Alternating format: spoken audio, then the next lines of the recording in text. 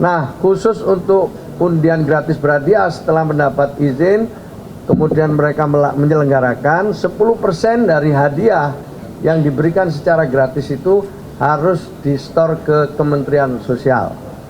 Bisa dalam bentuk barang, bisa dalam bentuk uang. Nah, itu tergantung nanti apa yang mereka selenggarakan. Dan semua penyelenggaraan itu harus dipertanggungjawabkan. Kalau tidak dipertanggungjawabkan, maka ada sanksi. Ada sanksi administratif, ada sanksi pidana. Saya kira itu. Jadi saya perlu laporkan juga supaya lebih jelas bahwa setiap tahun Kementerian Sosial ini mendapatkan antara 140 miliar sampai 150 miliar setiap tahunnya dari undian gratis berhadiah. Jadi tadi yang di atas itu yang diberi penghargaan adalah undian gratisnya mereka penyelenggara undian gratis berhadiah dengan ketertiban administrasi yang baik, disiplin, dan juga melakukan segala hal yang sudah menjadi ketentuan. Misalnya BRI tadi itu yang terbesar itu saya laporkan itu lebih dari 30 miliar ya yang diberikan atau yang distorkan ke kas Kementerian Sosial. Nah, Kementerian Sosial dalam mengelola uang ini juga transparan. Digunakan untuk apa? Digunakan untuk kepentingan masyarakat luas yang memang paling membutuhkan. Bisa untuk pengadaan air bersih, bisa untuk pengadaan rumah tidak layak huni, bisa juga untuk bangun jalan, atau juga mungkin peralatan-peralatan pertanian atau peralatan-peralatan yang dibutuhkan sesuai dengan kebutuhan masyarakat yang mengajukan. Nah, nanti memang ada mekanisme juga untuk mengajukannya itu, kemudian ada asesmen, setelah melalui proses asesmen baru nanti disetujui. Jadi uang yang didapat sepenuhnya kembali kepada masyarakat yang membutuhkan. Saya kira itu. Ada tambahan? Ada pertanyaan? Mana orang? Kalau sekarang kan kita masuk ke era media sosial tuh ya Pak. Biasanya masyarakat umum itu mengumpulkan uang atau menyelenggarkan misalnya undian gratis berhadiah itu lewat media sosial.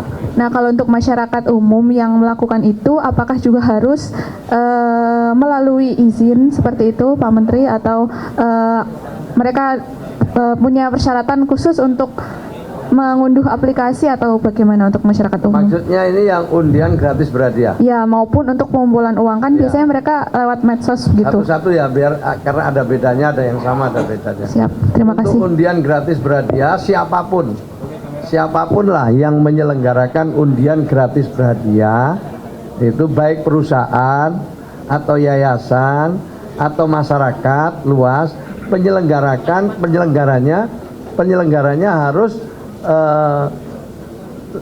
memberikan 10% dari nilai undian gratis itu. Kalau nilainya misalnya 100.000, ya 10.000 rupiah harus disetorkan ke Kementerian Sosial. Kira-kira begitu ya Bu, kalau nggak salah, betul ya? Jadi Pak, 10% pertimbangannya apa Pak? Kenapa 10%? Nah, saya udah ada ini, saya waktu di sini udah ada aturannya itu. Coba Ibu mungkin ya dari undang-undang undian, dari undang-undang nomor berapa Bu? Undang-undang. Nah, silakan. Dari Undang-Undang Nomor 22 Tahun. Proses undian gratis berhadiah itu, gitu ya Bu ya? Ya, betul. Terus kalau untuk pengumpulan uang dan barang itu yang mengajukan sama harus lembaga yang berbadan hukum. Apapun itu harus berbadan hukum. Kemudian donasi itu harus dipertanggungjawabkan. Kalau di atas 500 juta dia harus mengundang akuntan publik, ya kan? Kalau di bawah 500 juta cukup akuntan intern atau audit intern. Sudah cukup jelas aturannya itu.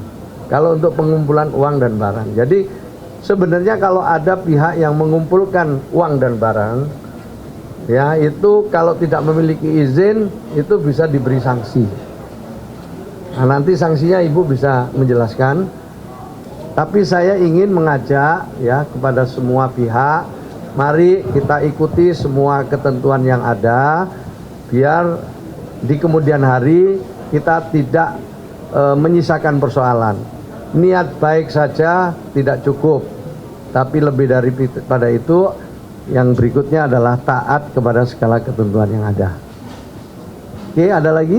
Cukup? Pak, untuk statement Pak Menteri terakhir kan kalau ada misalkan stakeholder yang ingin memberikan bantuan sosial agar melakukan ke Kemensos akan diberikan ke tujuan yang tepat sasaran Pak Menteri. Itu himbauan. Jadi himbauan ya, sekali lagi ini sifatnya himbauan bagi yang Bapak Ibu sekalian penyelenggara bantuan penyelenggara pengumpulan uang dan barang, itu tentu dia bisa melakukan apa saja sesuai peruntukannya ya.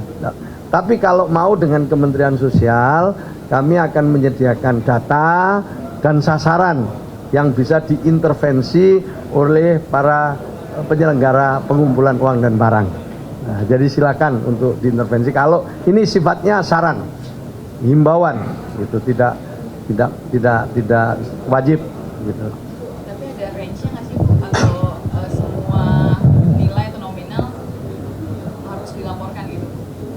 Ya ada range-nya misalnya berapa juta atau berapa gitu? Ya, 500 juta ke atas dilaporkan, 500 juta ke bawah juga harus dilaporkan.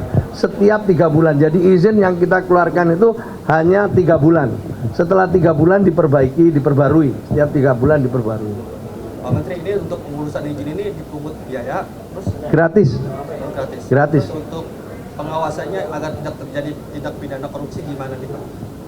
Ya, tentu kalau kami penggunaan uangnya yang kami terima itu tentu ada pemeriksaan baik BPK, BPKP maupun juga pengawasan internal kami lewat Irjen. Pasti diperiksa dan harus bisa kita pertanggungjawabkan apa yang kita kelola itu. Nah, bagi masyarakat luas tentu pertanggungjawabannya adalah kepada publik, kepada masyarakat, karena mereka mengumpulkan dana atau uang dari masyarakat. Nah, yang berikutnya secara administratif, apa yang didapat dan penggunaannya itu seperti apa, itu dilaporkan juga secara tertulis kepada Kementerian Sosial. Ketentuannya seperti itu.